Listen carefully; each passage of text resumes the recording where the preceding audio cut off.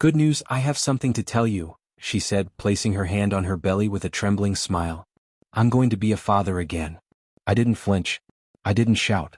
I just smiled because I already knew the DNA results, and the real father was sitting 2 seats away pretending to sip wine. What unfolded next turned that quiet dinner into a storm the internet still hasn't recovered from. Viewers, what's the coldest revenge you've ever imagined? Silence, exposure, or a smile that ends everything? Subscribe, like, comment, and watch till the ending to share this interesting story. My name is Good News Okachukwu, and I used to think silence was weakness, until I learned it could destroy people more than words ever could. When I was 13, I watched my father die from heartbreak after catching my mother in another man's arms.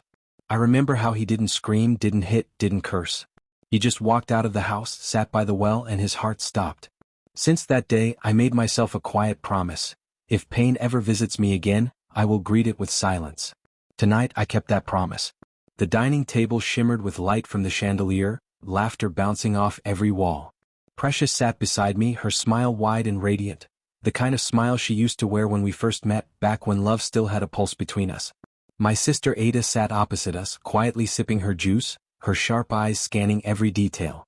And next to her was Kelvin, Precious's colleague, the man I'd invited myself. His laughter was too loud, too familiar. Precious rose to her feet, holding her glass. I have an announcement, she said, voice trembling like a stage performer about to confess a secret. Everyone turned toward her. Even her mother, Mrs. Ebra, leaned in, smiling like she already knew. Precious exhaled, pressing a hand to her chest. Good news, you're going to be a father again. Applause.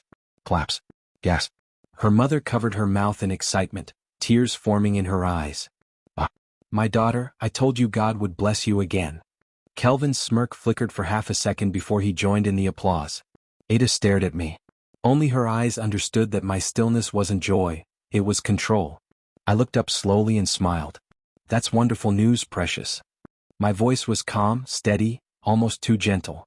The way a surgeon might speak before making the first cut.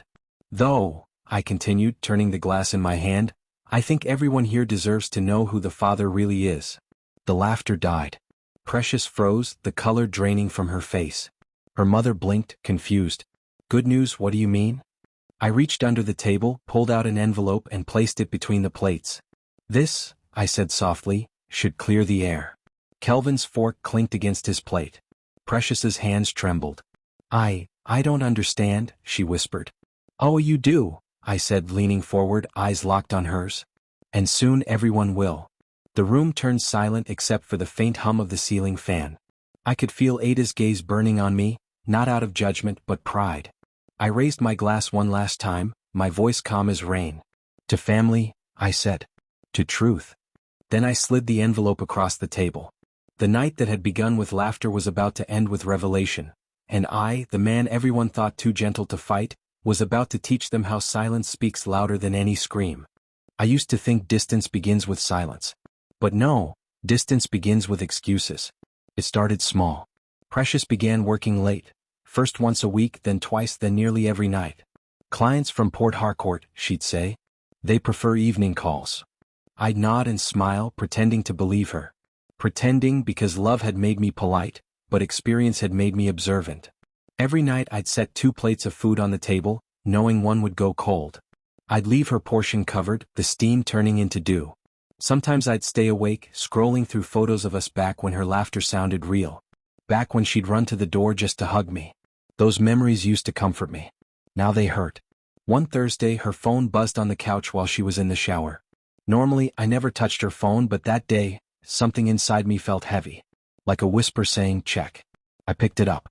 The message preview glowed bright against the dim living room light. Kelvin, you make stress worth it, winking face. The name struck me like a familiar ghost. Kelvin. The colleague she'd mentioned a few weeks ago, the one who was just helping with her marketing project. My heart didn't break. Not yet. I simply placed the phone back, wiped my palms and turned off the light. When she came out, towel around her neck, she smiled. You didn't eat yet? I smiled back. Was waiting for you. We ate in silence. She complimented the stew. I nodded. My eyes were steady on her, not with suspicion but with study. Later that night, while she scrolled her phone in bed, I pretended to sleep. She turned her screen away slightly, giggling under her breath at something she read. My chest burned, but I kept my breathing even. When she fell asleep, I got up and stepped out to the balcony. The city lights blinked below like they were mocking me. I thought about my father, about how he once said, "Pain doesn't kill you, son, how you handle it does." I didn't want to confront her, not yet. I needed truth, not emotion. So, the next morning while she showered, I connected her phone to my laptop for a few seconds, just enough to sync her location app. That evening she kissed my cheek and said, "Don't wait up for me." "I won't," I said. But I did. On my screen, a small red dot blinked, her location. Golden Cove Hotel. The same one every Friday. I stared at it for a long time, breathing slowly. Then I texted her. "Me, don't work too hard tonight. Precious, red heart." I smiled to myself, not because I was calm but because I'd just chosen my battlefield. Sometimes silence isn't surrender. It's the sound of a man sharpening his patience. By the third week I'd become an expert at pretending. Pretending to believe her late meetings, pretending not to notice the faint perfume on her clothes that wasn't hers, pretending that our love hadn't become a well-decorated lie. I told myself I was just collecting truth.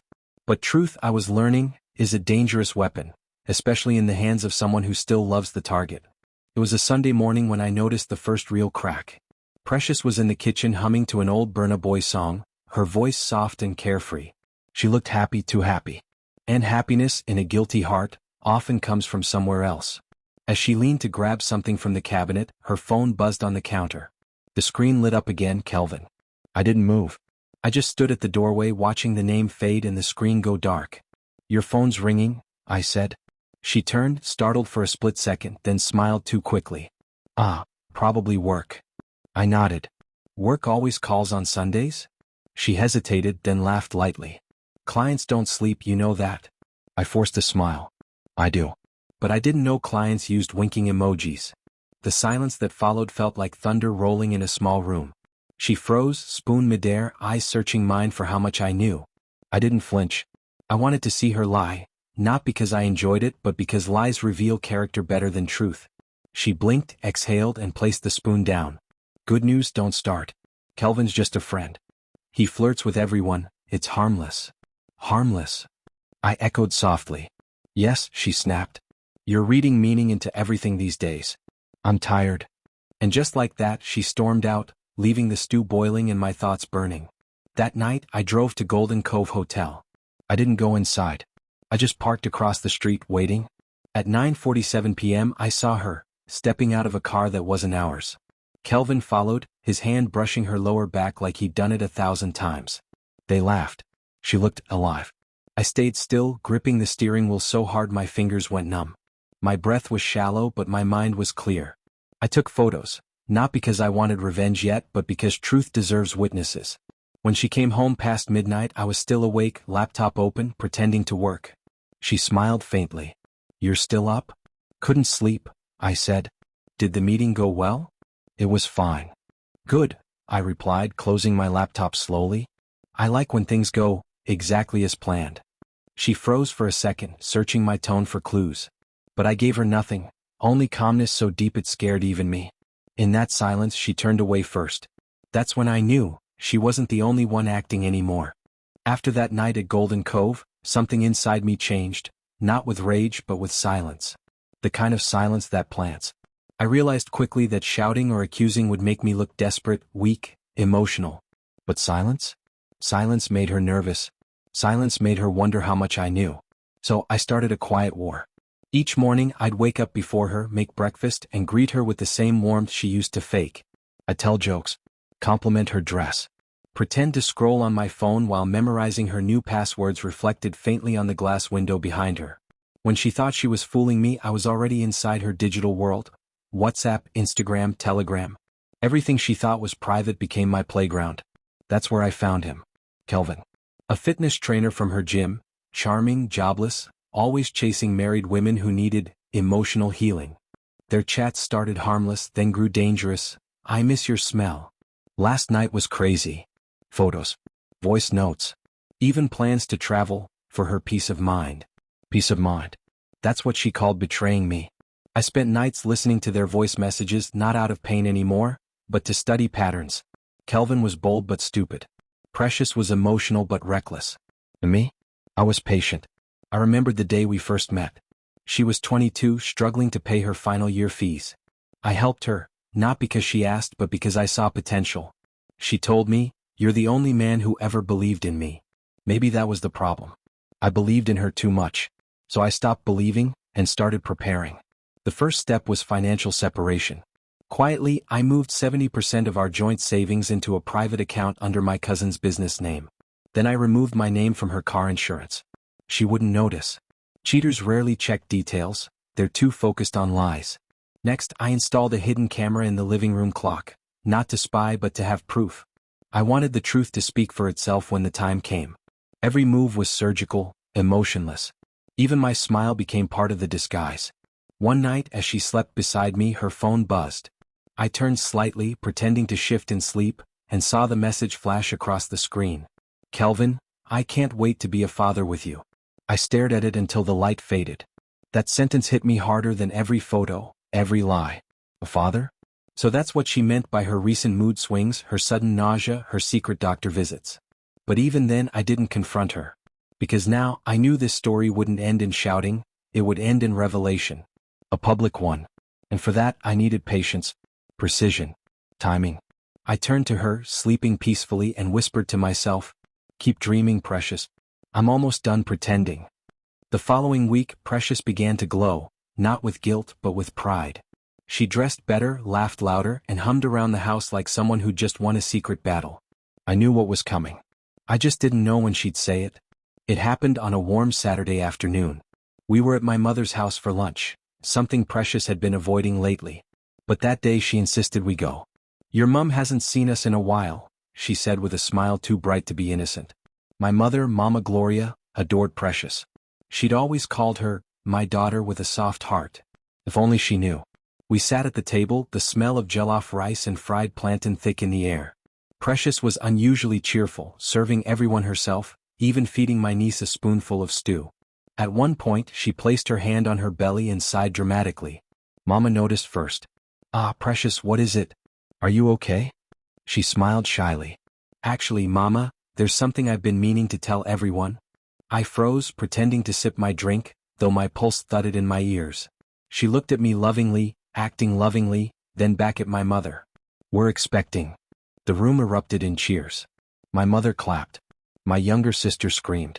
Even the neighbors passing by stopped to congratulate us. I smiled too, the perfect actor in a cruel play. "That's wonderful news, darling." She touched my hand, eyes soft. "You're going to be a father again, good news?" Those words burned. But my face didn't flinch. I just smiled wider, letting the cameras of life record her every lie. Later that evening, while everyone celebrated, I excused myself and stepped outside. My cousin Junior followed, sensing my mood. "She's pregnant?" he asked quietly. "Yes," I said, staring into the sunset. "But not with my child." Junior frowned. "You're sure?" I nodded. 100%.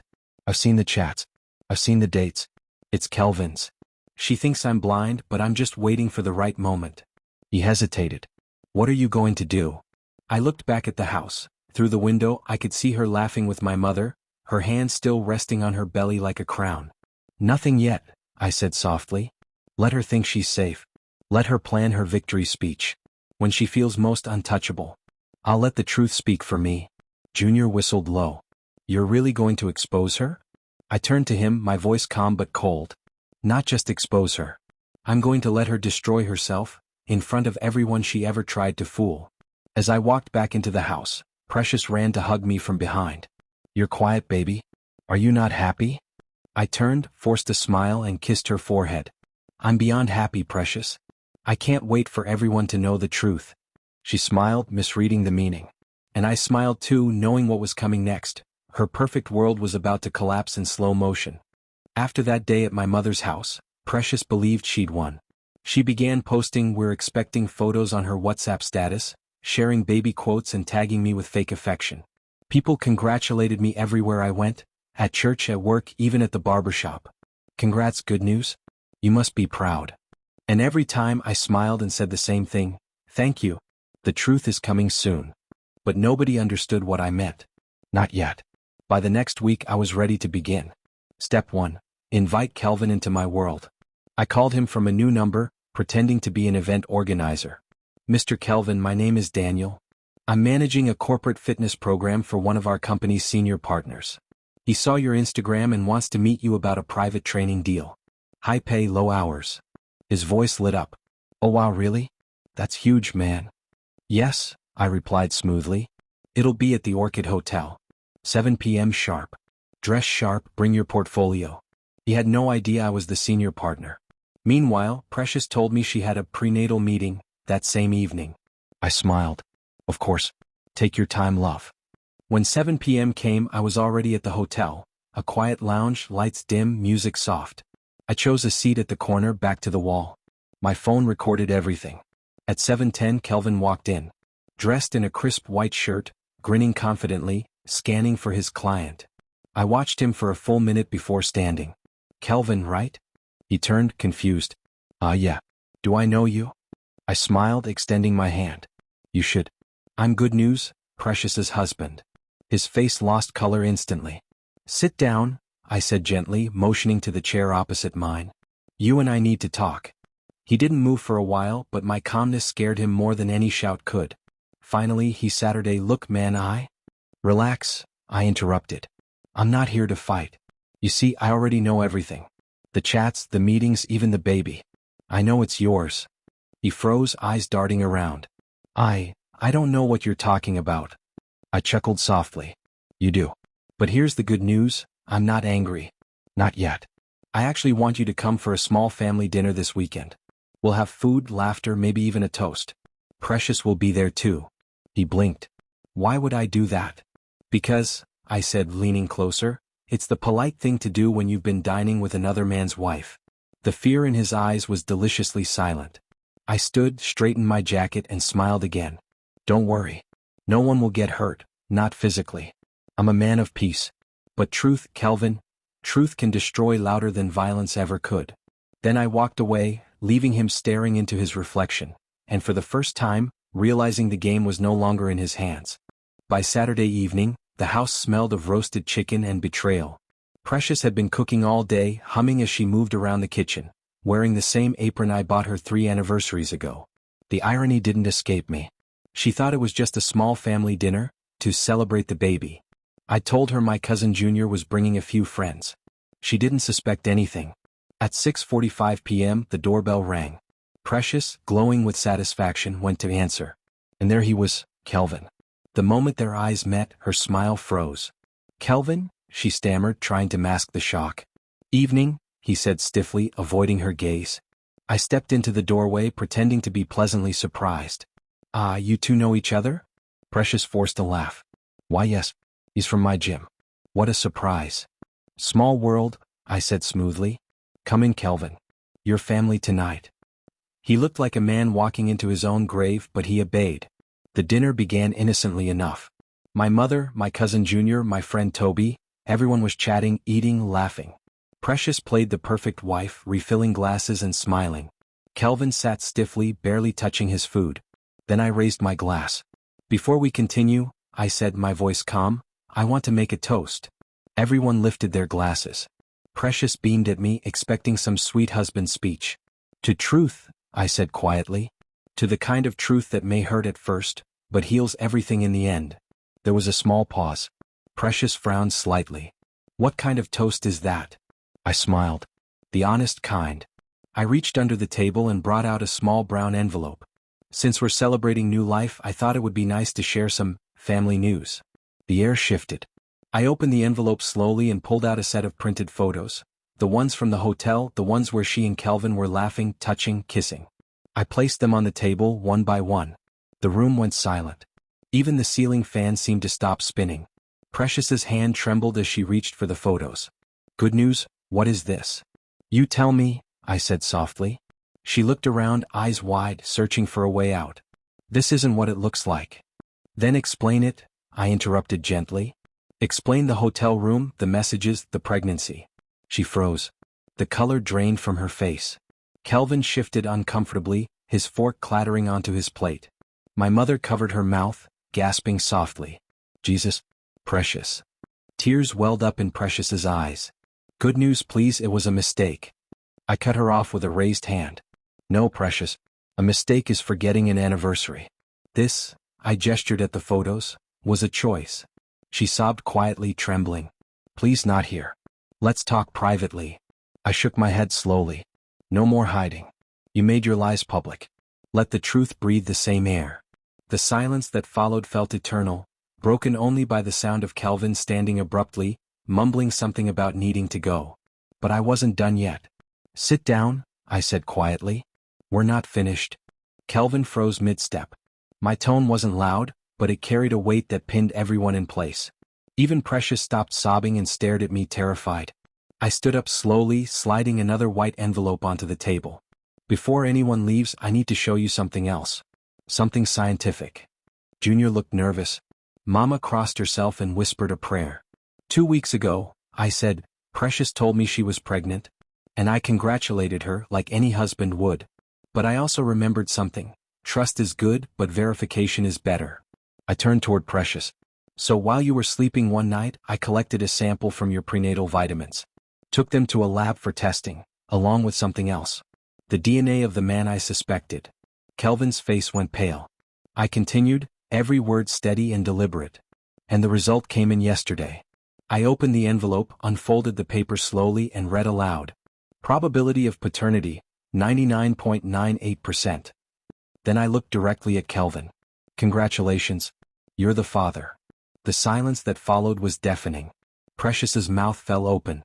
Her eyes darted between me and Kelvin, disbelief twisting her face. No, that's not possible. It's possible, I said quietly. And it's true. Every lie leaves a trail, Precious. I just followed yours to its destination. Mama gasped, pressing her palm to her chest. Chinik. My son, this can't be true. I nodded sadly. It is, Mama. The woman you called your daughter has been lying to all of us. And the man sitting across from her helped her do it. Kelvin stood abruptly, face sweating, voice shaking. Man, look, I didn't mean for this to go this far. She told me. Don't, I cut him off. Don't insult us with excuses. Precious's tears poured freely now. Good news, please. I was confused. You were always so busy, always distant, and Kelvin, he just listened when you didn't.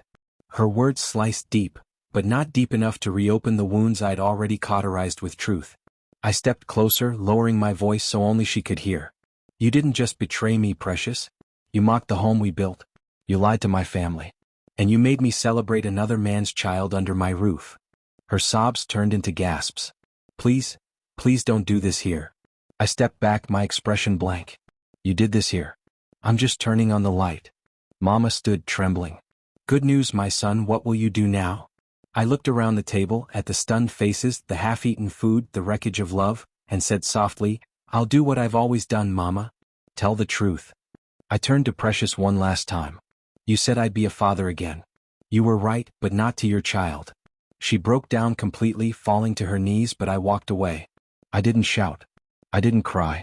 Because the truth had already spoken, and its echo was louder than any revenge could ever be. The next morning the sun rose on a different world. My phone buzzed nonstop. Messages, missed calls, notifications.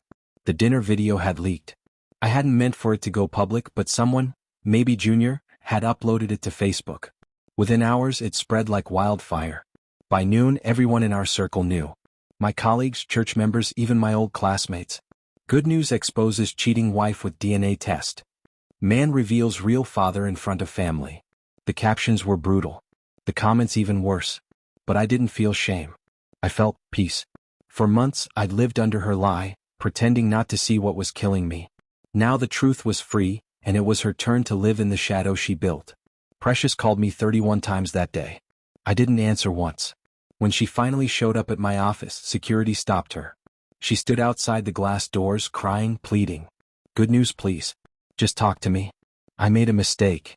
I watched from my window, silent.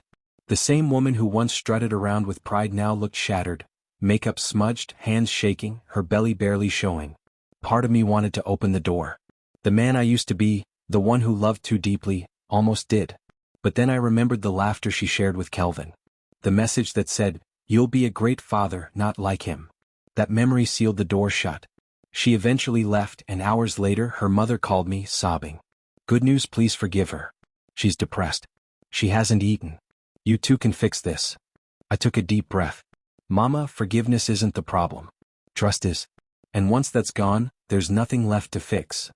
That night I went home alone. The house felt bigger, quieter. I walked through every room, touching the furniture we once bought together. Every item was a ghost of a memory. Then I reached the nursery, the one she'd secretly started decorating. Soft pink curtains. A crib. A small frame that read, Daddy's Princess. My throat tightened. For a second I almost broke. But then I remembered, it wasn't my princess. I turned off the light and closed the door.